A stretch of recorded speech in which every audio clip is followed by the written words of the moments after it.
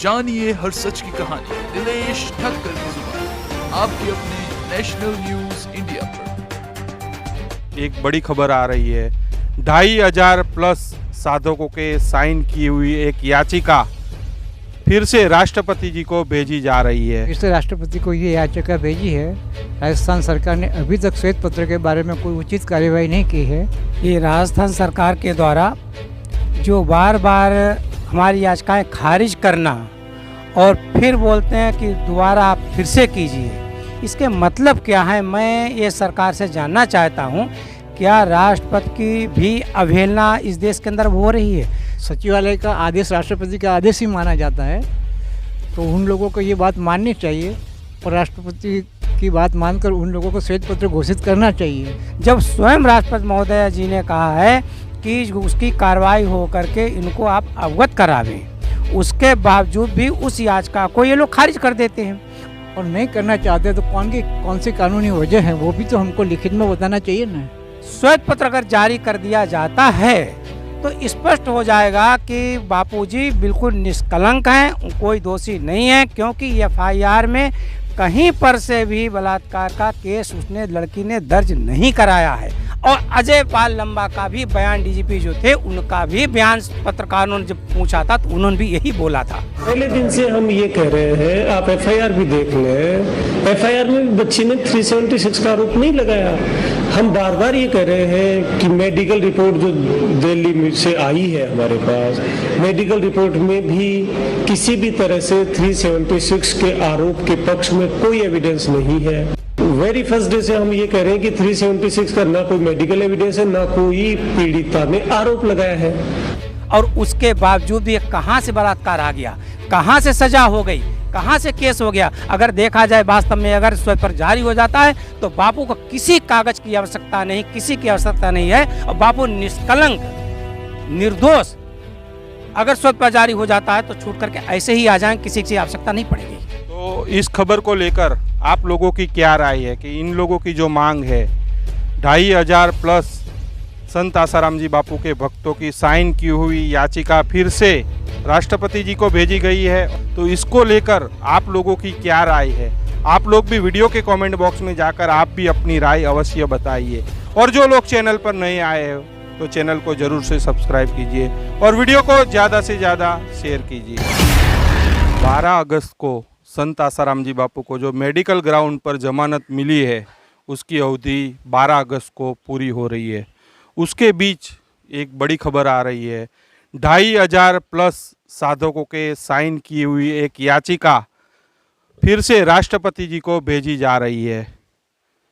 12 अगस्त को बापूजी की जो अवधि है वो जमानत की अवधि मेडिकल ग्राउंड पर जो दी हुई है उसकी अवधि पूरी हो रही है। उसके बीच मतलब आपने 2500 प्लस साधकों के साइन की हुई फिर से एक याचिका राष्ट्रपति जी को आपने भेजी है।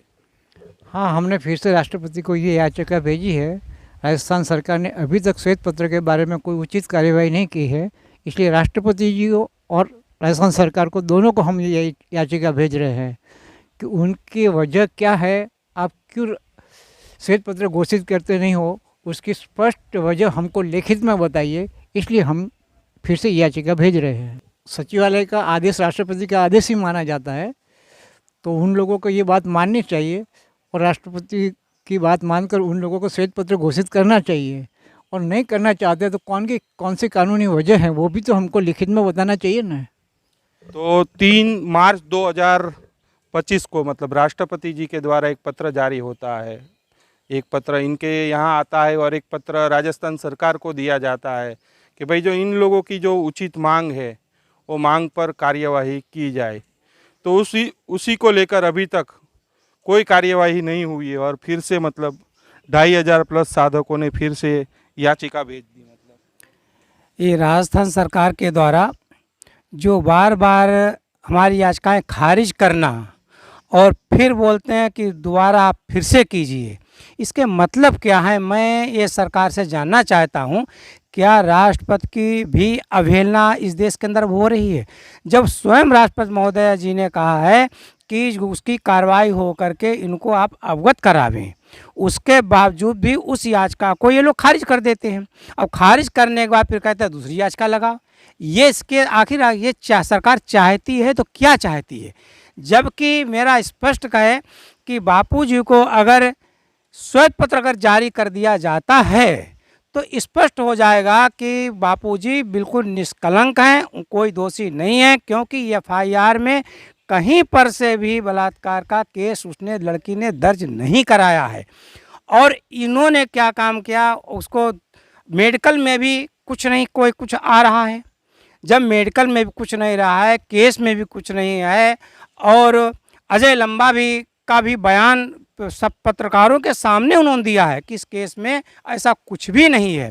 फिर उसके बाद एक केस कहाँ से बलात्कार का बन गया? इस लड़की की भी धज्जियाँ इस मीडिया ने और सरकार ने उड़ा दी, जिसकी इज्जत तार तार कर डाली, जिसने कहीं पर अपने को बलात्कार के एफआईआर दर्ज भी नहीं कराई।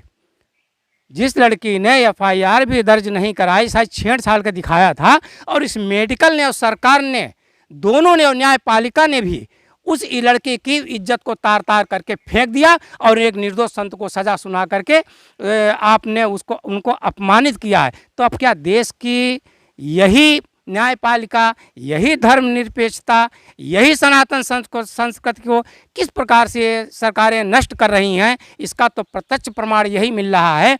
अगर देखा जाए तो सरकार को चाहिए, अगर तुम इस निष्पक्ष न्याय करते हो तो तुमको क्यों नहीं श्वेत पत्र जारी करते हो? श्वेत पत्र जारी करके स्पष्ट कर दिया कि हाँ ये इसमें ये है, जबकि इस पर मैं भी बता भी चुका हूँ कि कहीं लड़की ने भी नहीं कहा है, मेडिकल में भी कहीं पर से नहीं है, और अजय पाल लंबा का भी बयान, डीजीपी जो थे उनका भी बयान पत्रकारों ने जब पूछा था तो उन्होंने भी यही बोला था। और उसके बावजूद भी कहाँ से बलात्कार आ गया, कहाँ से सजा हो गई, कहाँ से केस हो गया? अगर देखा जाए वास्तव में अगर श्वेत पत्र जारी हो जाता है तो बापू को किसी कागज की आवश्यकता नहीं, किसी की आवश्यकता नहीं है, और बापू निष्कलंक निर्दोष अगर श्वेत पत्र जारी हो जाता है तो छूट करके ऐसे ही आ जाएं, किसी की आवश्यकता नहीं पड़ेगी। जानिए हर सच की कहानी दिनेश ठक्कर की जुबान, आपके अपने नेशनल न्यूज इंडिया पर।